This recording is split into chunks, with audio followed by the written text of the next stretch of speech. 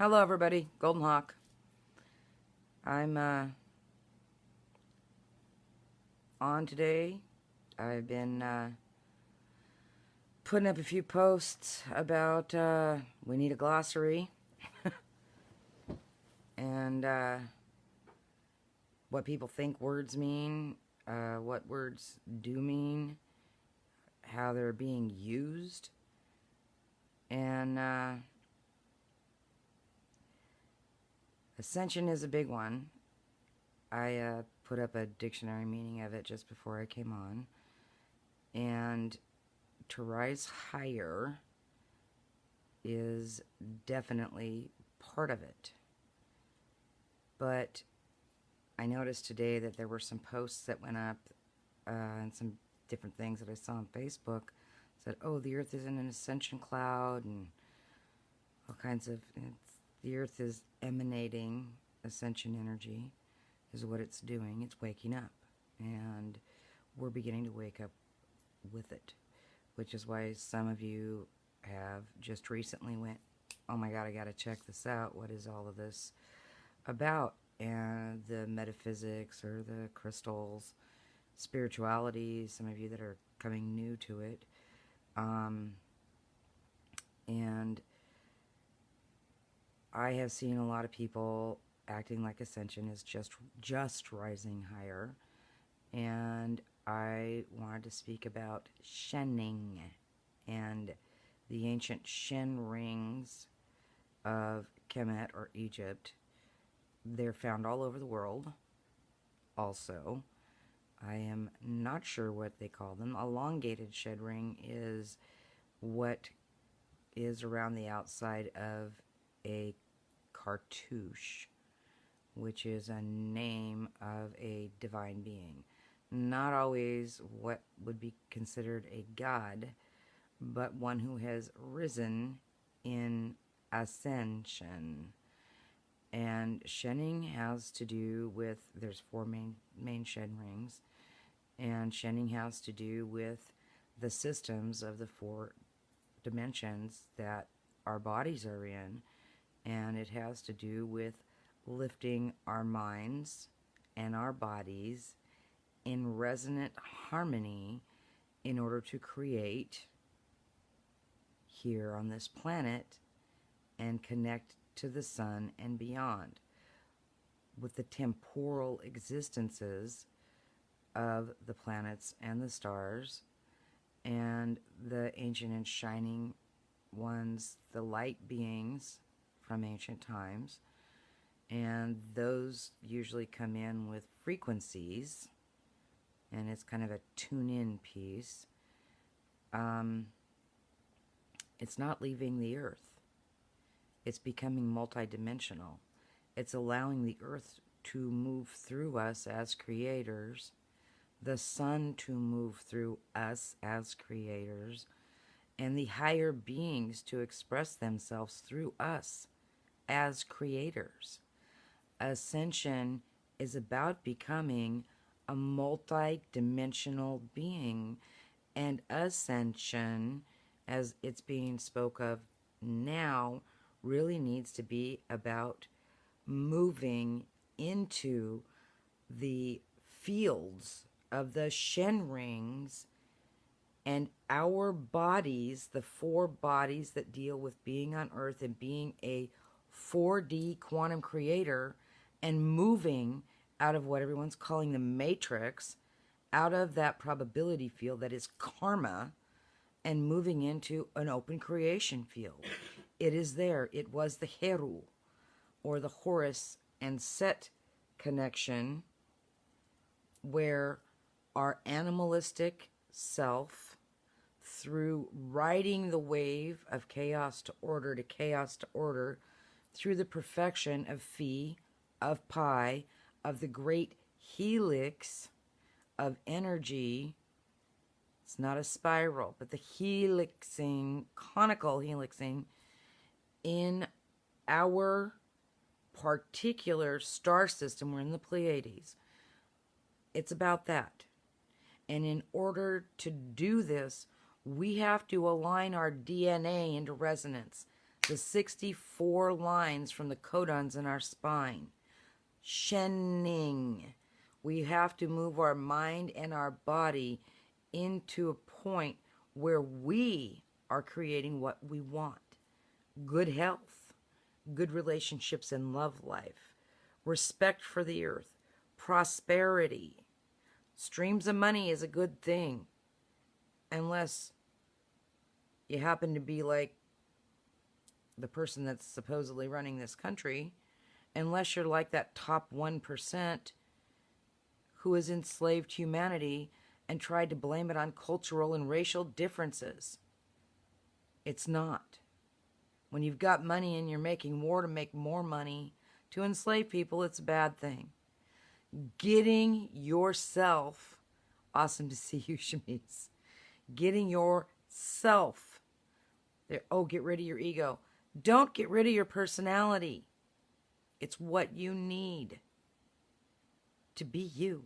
Find out who you really are. Allow your true self to shine. I've been working for a very long time with a piece called the Semitawi, which is from very, very ancient Egypt. And it's been tapped under by the false Egyptian historians, the pablum feeders, as the binding of the two lands. It's not. It is about ascension. It is the diagram of the Shenning that eventually connects our heart minds and all our fields. I have been doing massive testing with people that I have worked with for a very long time, and some people I had worked with in dream time until lovely Abby Aguilera and Grey Wolf brought me to that person in real life, because it happens. It happens. The people you meet in dreams show up in real life. And the woman walked up to me and said, I called you. I called you to me. And I knew she did. And we are shenning. We are in the midst of vibrational frequency, dissonance to resonance, shenning through the multiple fields. It can sound really difficult. It takes about 10 minutes a day. It takes about an hour to learn. And you can do your ancestral work with it. It's fabulous, but it's taken a long time. Because the one thing that was held secret in almost all of the ancient Egyptian books is what stones were used for doing what. They mention some of them, and they associate them with fields, like the Aktun, the field of light. But those were secrets. Those weren't written in stone. Those were written in our cellular memory. That information is in our souls and in our bodies and in our cells when we come into connection with the stones. Beautiful, beautiful temporal frequencies, vibrations, resonance, and personalities sometimes. Awesome things. It's here. It's moving into our now reality more and more almost every day. The ancient truth is found. Cities underwater. Tombs older than ever before. And someday they'll figure out why. But it's very, very important to understand the secret words. If you're an empath, you're experiencing pathos. You want to become a clairsentient, a clairvoyant, a clairaudient. You want the pathos cleared. Super important to know, so you can articulate it. And if you've got people trying to teach you, going ascend, ascend, ascend, higher vibration, if you go into a higher vibration, which part of you is going to be vibrating that high? And what is it going to blow out in the dissonance? Any musician I speak to will go, well, that's like having the New York Philharmonic, and it's full of a multitude of vibrations. What do you want to go up? And how much dissonance is it going to cause? Resonance. And I'm not talking about peace. I'm not talking about peace. I am talking about a joy in creation. Joy in creating your life. Joy in creating your interactions with others. I have focused for a long time on some really big things, and I'm going to talk about that this week, because I knew the sign that told me when it was time for me to come forward into the public and start teaching. I was with groups that were working on huge pieces, and I even did some weather pieces, things to stop earthquakes. And we're done with that. Every one of you counts.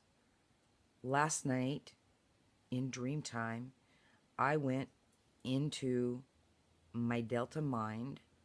Yes, I have a certain level of awareness in Delta. I love you too, Abby. I love all of you that are here right now very much.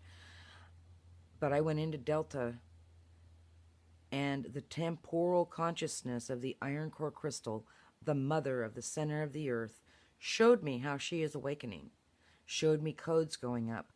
I was seeing things reaching people in their sleeping minds, opening little bits and pieces in their subconscious, moving up into alpha as they started to wake up for the day and go, energy's real. I heard the crystals. I dreamt this last night, and I watched the awakening from the inside, from the iron core crystal. That's what's happening. And every one of you is a little antenna, a little tiny fine little hair from the iron core crystal. Your body is made from her and the stardust she traveled through. We're all star seeds. All of us. All of us. And every one of us can do this. But we do need to know what we are speaking about. And I don't get questions coming up here, and I'm going to be checking my email again. I did a live on some questions I got in my email, and what came up on questions live a few days ago this week, and I'm going to try very diligently to keep on that. Hi, Peter. Oh, my word, it's been a long time. So, I am asking the gal that's working with me, actually, she is working on me. She's making my mind techno-friendly. Somebody's got to do it. I mean, I got to at least not be blocked. But, working with me to get my class up, and I'm going to go ahead and throw up some kind of the free offer thing tonight or tomorrow, and you guys can check it out. And if you don't buy the course, take the freebies, because it is good information. I try to give, it's not tons of information, but the information is good. It's very good information.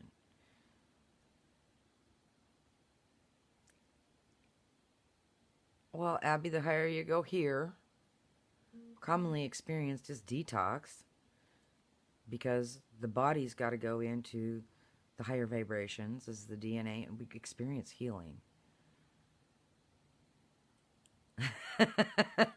Detox, it's not fun. And I've got a booklet that I put out on that, and how the ancient power stuff makes it easier. One of the things that we do have wake up is a lot of nightmare stuff that we were taught when we were children. And we also have a lot of past life stuff come up. And a lot of us were, and I'm talking about in dreams and visions and stuff, past life information. And a lot of it's not nice, because we were chased, we were killed, and hunted, basically. So And we, I mean, the families with the magical lineage, the ones who had been taught. And so that's a piece. And it does come up. And then we find out we've got to make peace with our inner darkness. And it's really important because that's the embrace of the womb. That's the embrace of the universe that upholds stars, that darkness. And then we find out that a dark night of the soul, that a lot of the angels and masters that we've been working with are trapped in the 4D matrix, and that they couldn't get us out, and a lot of the work that we did wasn't any good at all. And then we get through that dark night of the soul, and we found out that nothing was wasted. Nothing that we learned wasn't actually in service to us in one form or another, and that we have moved higher, and we have moved lower, which is important. It's depth, and it's the multiverse. So, very, very important. We need to remember not to hate ourselves for being children in our 50s, because this is the first time in the history of the earth for thousands of years that it's been legal, not a death sentence, to be who and what we are. They burned us as witches. Right now, I've got friends on the right of Wounded Knee, and they died. They were massacred for their beliefs and their way of life, just like we were in Ireland and Scotland and England when the Romans came in. And that's hard. And it's hard once we awaken to listen to what's happened to the Native Americans and what's happened to the blacks brought here in slavery, and not have also mentioned what happened to us and what brought us here. And it's so beyond time that it end being cultural, that it end being racial, that it becomes those of us who are tribal and in connection with actually creating the earth be freed, that foot come off our neck and that knife come out of our backs, that we're freed by the harvesters and the slave keepers on this planet. We are in a very big testing time right now with people who are running some of the countries, and it's hard. We have allowed them to teach our children really bad things like we were taught. Our focus on war. History is war. English is about writing about war. So industrialized, automatons, creativity killed inside us. We need to support one another, and we need to remember, number one, to support ourselves. Very much to support ourselves. Anthony Anderson last week said, isn't it inner standing, GoldenHawk, not understanding? And that's probably a really good shift in our language. And I'm off to, Denise, I'm going to quickly read this.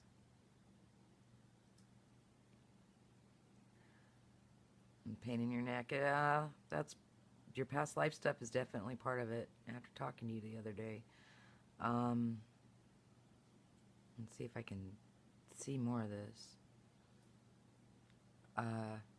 But it's also what a pain in the neck everything's been, because we've been taught to speak like that. Pain in my neck. Pain in my neck. That actually keeps our assemblage point from moving up. And that's happening to you, Denise. Your assemblage point. Your assemblage point is moving up. Self-love, self-care, opening up to receive. Yes, opening to receive. Huge. We all need a place for our love to go. It's very difficult. I've been single for a while, and it's been by choice. I've actually been closed to a personal one-on-one relationship for my own healing, and but I've got a lot of very good friends, and